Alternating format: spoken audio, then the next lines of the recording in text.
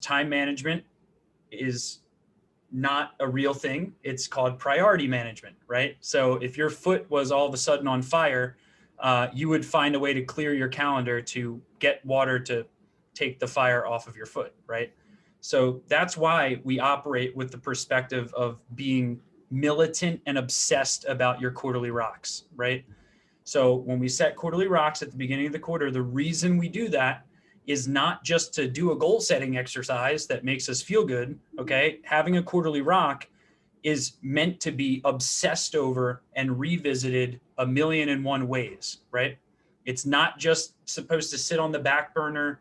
Then we get 3/4 of the way or 2/3 of the way through the quarter. And then we're like, oh, whoops, I didn't analyze my quarterly rock.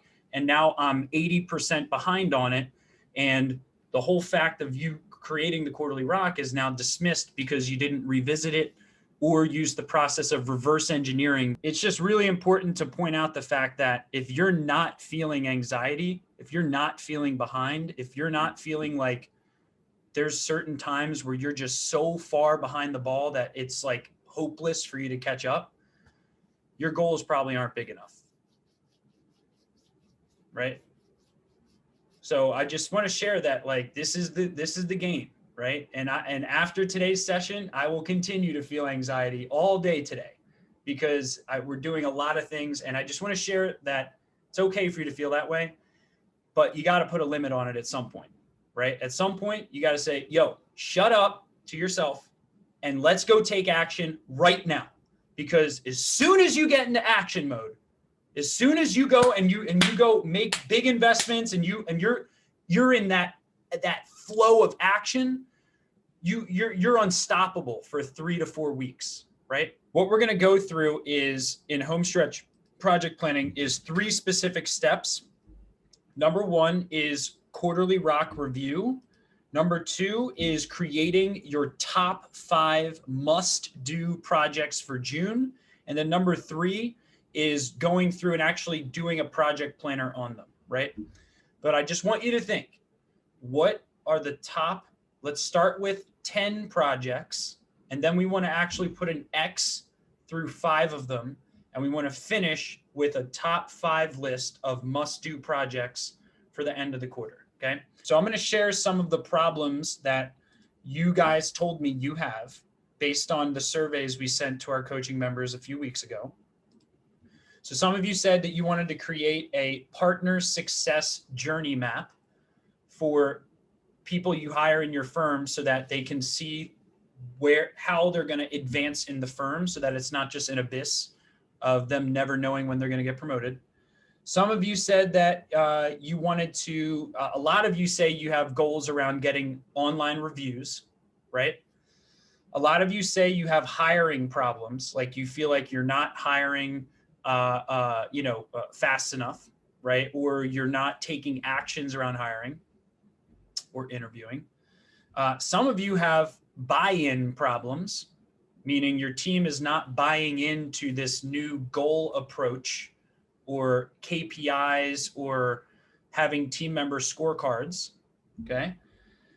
Some of you said your top problem is literally just hitting your revenue goal. Like some of you have set monthly revenue goals and we're not fact checking the leads that come in, the conversion rate on those leads, and the average ticket tied to those leads.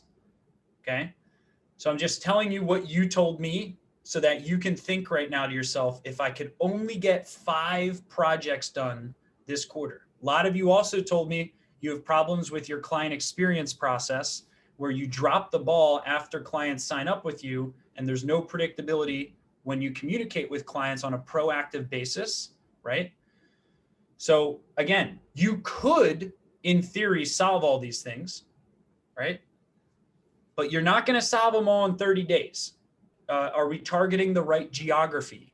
Are we targeting the right keywords? Are we targeting the right ad groups?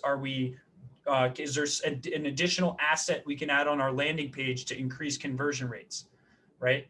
Is there one thing we can do in our sales process after a lead reaches out to us that will double our conversion rate?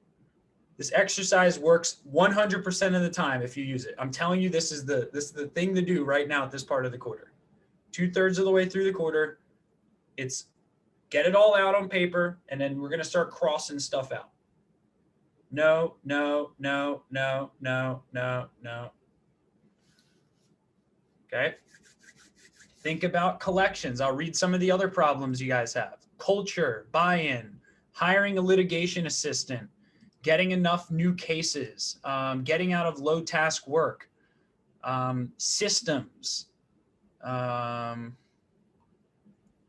Okay. Time and billing for litigation cases, managing the scaling up, finding staff and attorney. Okay. A lot of hiring stuff here. The quality of your quarter comes down to the quality of the rocks you set. Did you choose the right rocks? It's the highest value thing. Like saying you chose the wrong rock is the best leadership epiphany I've ever had. Like as soon as you gain the leadership courage to say to your team, hey, I messed up. We chose the wrong goal. Let's scrap it. Instead of just going after the wrong goal for an additional 27 days, it actually could be good if the goal is wrong to just scrap that goal and make it a public statement within the firm, right? Or to yourself. But again, we have to use quarterly rocks as priority management mechanisms for this last month stretch of priorities. So everyone ask this to yourself. Does everything I wrote down, which one doesn't relate to my quarterly rocks? Cross them out. The next vetting mechanism, okay, is can I get this done in 27 days? Because that's all we have left for this quarter. This is, again, home stretch project planning. So the next step here is we're going to take the number one project and we're going to start thinking through it on a project planner basis.